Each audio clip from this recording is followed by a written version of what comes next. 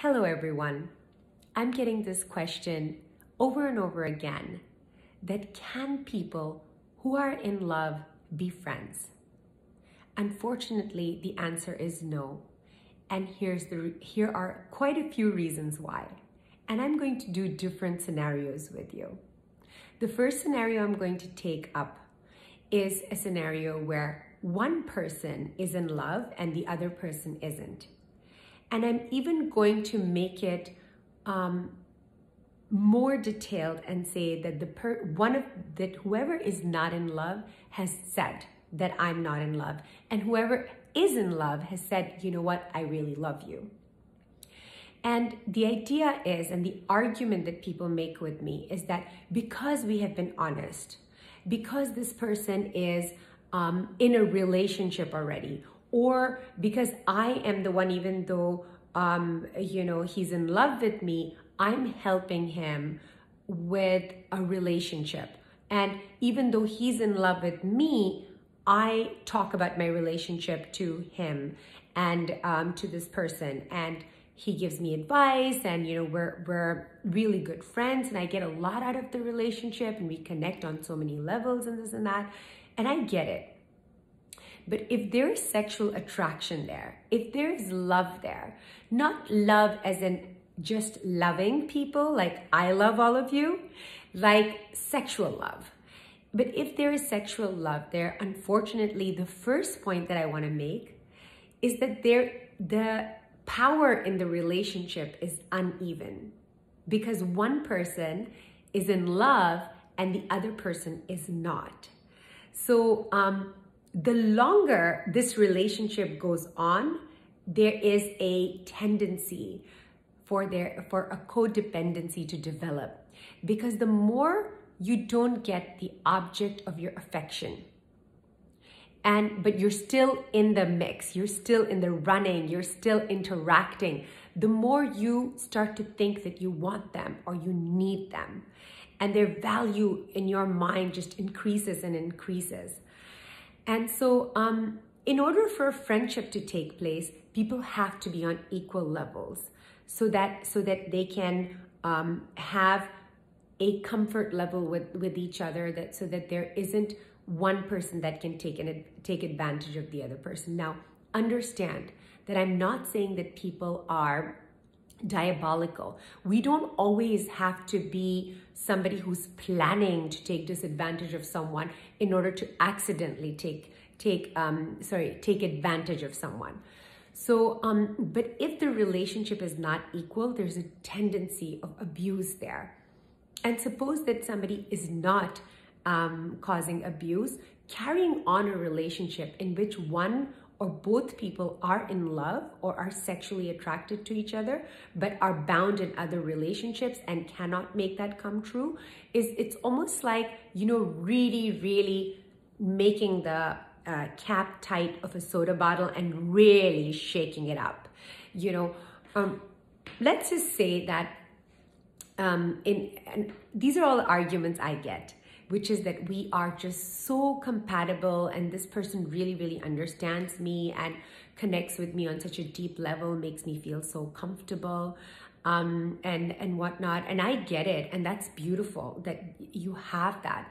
And I even can tell you that even when you are in a sexual relationship with your partner, you can have moments where it can feel platonic just for that discussion, just for that intellectual connection.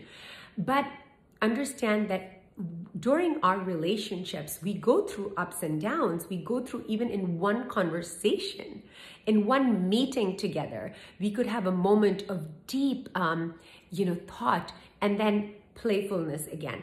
So what I'm really telling you is that even though you have the capability of having these intellectual, sort of wise type discussions, when that goes down and when you relax, what can surface is your innermost sort of desires. And ultimately, if you keep asking yourself this question, if you are asking me that question, or if you're questioning it, what I want to tell you is that you already know that this is not something you should be doing.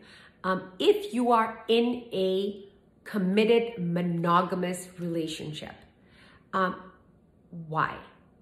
Because the kinds of attention and time spending and the quality of time that you should be giving to your relationship, this relationship will suck from it. And I can assure you that the other person will start to feel something. Let's say that the two people that are involved with each other in what they call a platonic relationship, but one or both people are in love, they're just being friends that are one or two people are in love.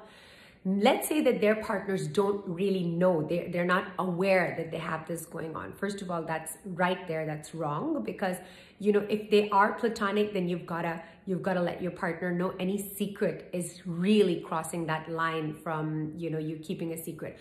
But what I can tell you is that even if the other partner who's unaware doesn't know, just for our purposes, if we were to think of it, it puts a strain on the relationship, and it really messes with the other person. It really, really messes with them because they don't really know what's happening, but they can tell something's wrong.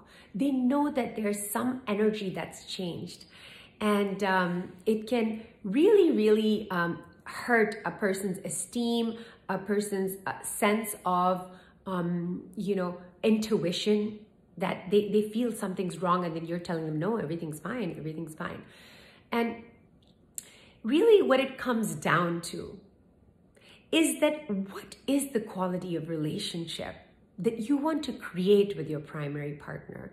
And if the quality of your relationship with your primary partner, your monogamous primary partner, is not important to you, then that is something you need to look into. Maybe you shouldn't be with that person. But then to commit to that person that, hey, you are my person, and to go then behind their back or even telling them and doing these things that compromise the relationship, it's very unfair, yes, to them, but also to you. Whenever we do any of these trickeries, or these low-level cheating or even full-on cheating, we are first always cheating ourselves. And we all owe it to ourselves to have a very sound relationship with ourselves. Maybe you need to end your relationship with your primary partner and be with this person.